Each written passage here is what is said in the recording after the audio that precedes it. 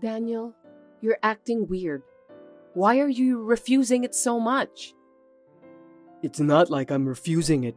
I'm just saying there's no meaning. No meaning? Why? Because, you can't go sightseeing here. You're just going to look into my room and see how messy it is, or look in my fridge and see what I'm eating, and check everything, right? You don't have time to do touristy things like eating local food or seeing the famous tower. I'm sure that's how it's going to be. I'll just end up cleaning your room, doing laundry, and cooking. At best, I'll go shopping for dinner. I could at least stock the fridge. See? You're going to waste money on transportation to come here to do that. I'm making a good living in my own way. Don't worry. I'm an adult too. But if I go from Friday night, I can get all that stuff taken care of on Saturday. Then on Sunday, we can walk around the town and go home at night. I'd love to do something date-like once in a while. You'd have a hard time if we had a busy weekend like that. It's not like you have nothing to do. I'm thinking about you. Thanks for your concern, but it's not like I visit you every week, so it's not tough for me. Yes, it is. Of course it's tough. If you go to work on Monday in that condition, I'm sure you'll make a mistake. And if you do, you'll cause trouble for everyone around you. I don't want you to make a mistake at work and get fired or have your salary lowered. I don't want you to have to go through that. It's for your own good. You're even thinking about that? So, does that mean it's too hard for you to come over here? No, that's a different story. I deserve to have a hard time, and I'm relieved to be home. I can relax, and I get to do nothing on the weekends. I get to restore my energy. It's advantageous for me. It's not the same as when you come over here. Is that so? Something's weird. There's nothing strange about it. It's natural.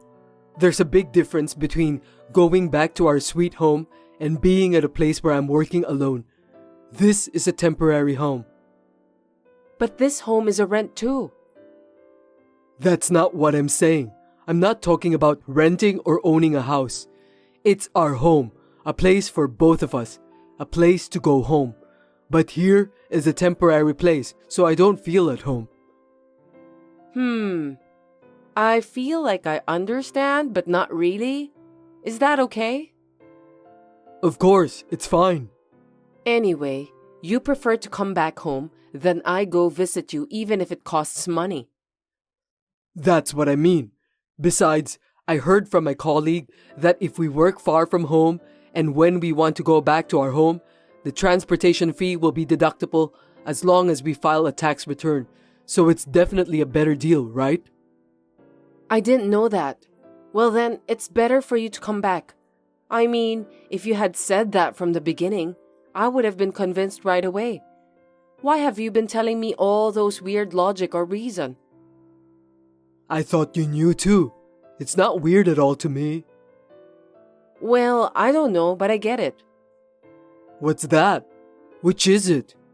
I don't understand you. I don't know what you're thinking, but I understand that it's not strange to you. I don't understand completely, but if you insist, I won't ask you anymore. I'm glad you understand. This is definitely the best way. I've told you many times that I'd visit you, but every time you always have some weird reason or logic and refuse me. I've been a little worried about it. I wondered why you were so reluctant. Isn't that kind of weird? I was actually a little worried that you might have a girlfriend there. If you have a reason for wanting to use your deductible for transportation, that makes sense. You should have told me earlier. Wait a minute. You suspected me of cheating on you? That's stupid. There's no way I would do something like that. Right. You were thinking about the family. I'm sorry I suspected you for even a second. There's no need to apologize. If you understand, that's fine. Don't worry about that kind of thing anymore. Yeah, I love you so much. I can't wait to see you. I'm looking forward to seeing you when you get back. Me too. Well, good night. Now one problem is solved, but another one came up. Before Daniel went off to work away from home, we were considering buying an apartment. But since he left, we haven't talked about it at all. I wanted to discuss what we should do, so I asked him about it, but it turned into a fight. Daniel, do you have any idea which place you want to live? I'm asking this because I wanted to get ready to buy an apartment. I wanted to decide on our place to live. That's not something you should be asking me when I'm working away from home. Why do you always get so ahead of yourself? Why don't we look for a place together when I get back? But then, I'll have to wait for another year? Until you finish your work there? I'm not even allowed to talk about it? You could at least tell me where you want to live. I didn't say like that. This assignment was originally supposed to be for 3 years, but there's a chance to be extended, depending on how things go at work. I can't decide to buy an apartment when I don't know what's going to happen. I'm worried too, you know. But even if we can't decide now, why don't we start thinking about it? At least, decide where we're going to live. Then, when you finish working there, we can make a move right away. I'm not talking about buying it right now. I just want to discuss about it. Is that a no too? No, I don't know when I finish. You don't know what the real estate status will be at that time. There is a possibility that land price in the city you want to live in might go up drastically. That's a waste of money. If that's the case, it's better not to make such a decision in the first place. First of all, we have to think about whether it's better to rent or own a house. Wait, what do you mean? Before you left, you said you wanted an apartment too, right? Did you change your mind? It's going to be our property. It's not like I changed my mind.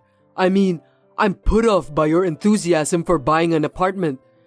I was thinking that we don't have to rush. Why do you say that?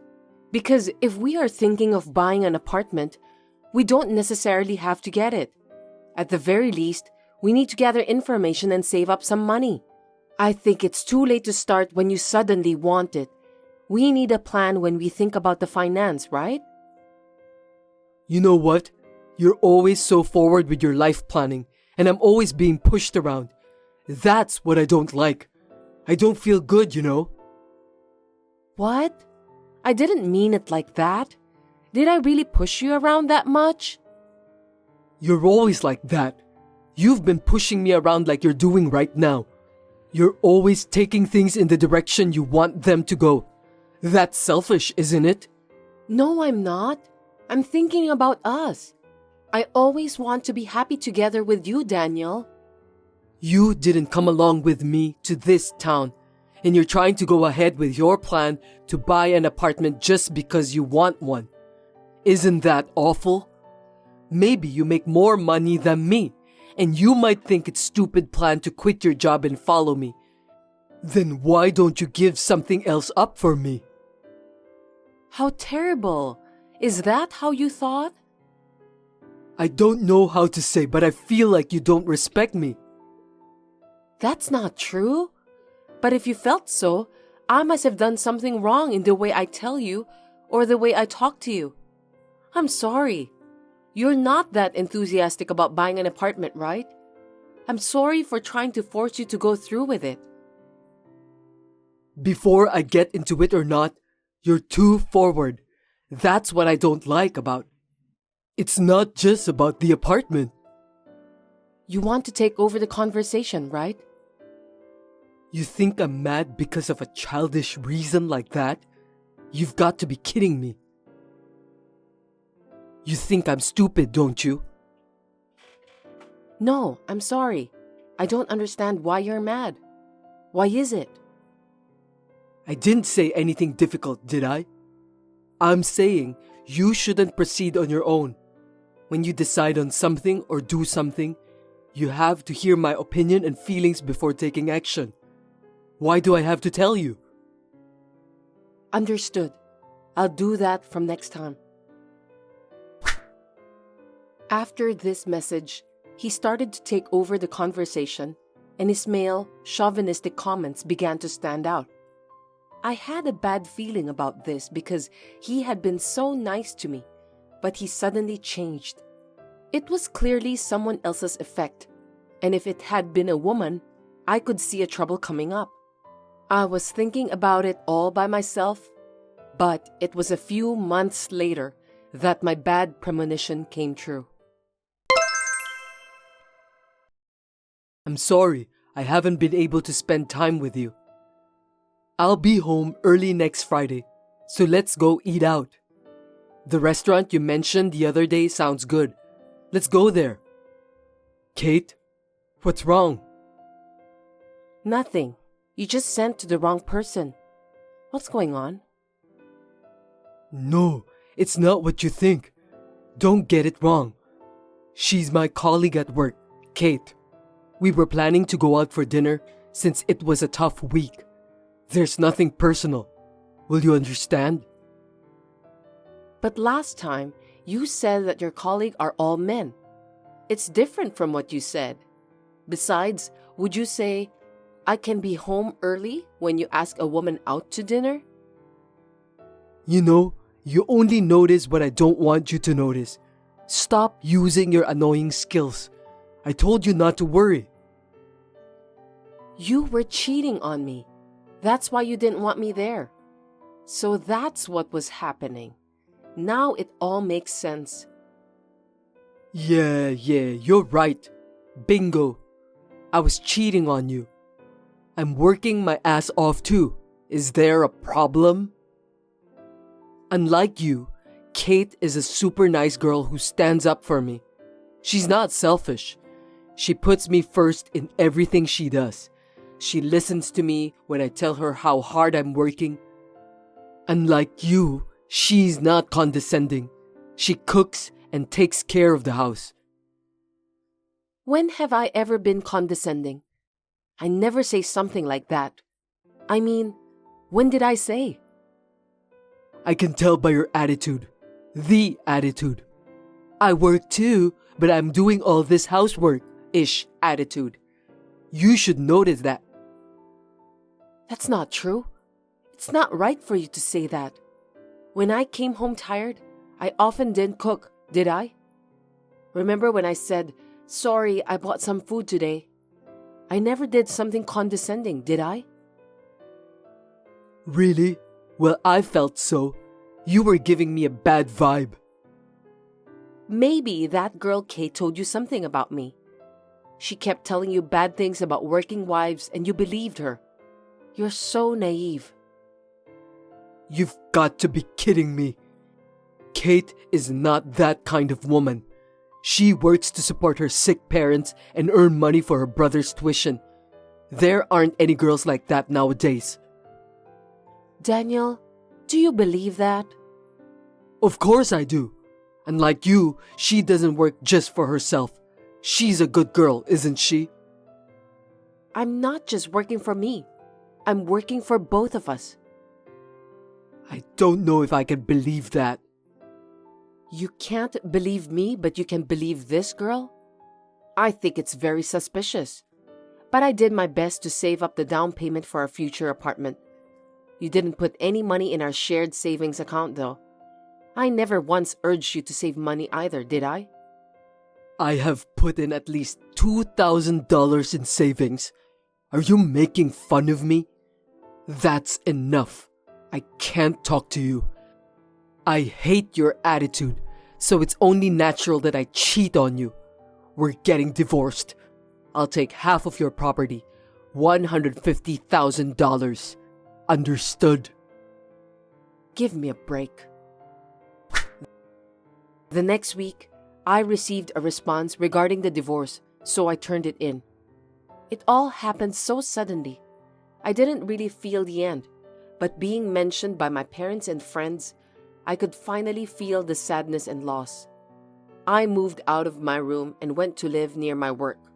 One day, I received a message from Daniel. Hey, answer the phone. Are you kidding me? What is that $2,000 you transferred? We had a shared bank account for the apartment purchase, right? I returned the money you transferred into that account. You put $2,000, right? $2,000 is not enough. I told you I'd get $150,000 for the half of the savings and property division, right?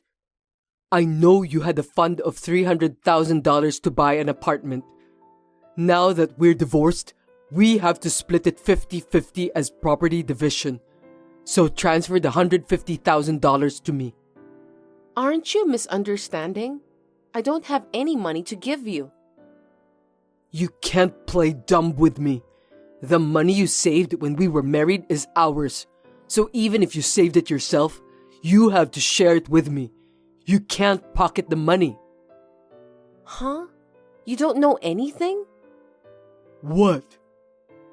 Well, $200,000 is the one I saved when I was single, and my parents gave me $20,000 4 times a year, so that makes $80,000.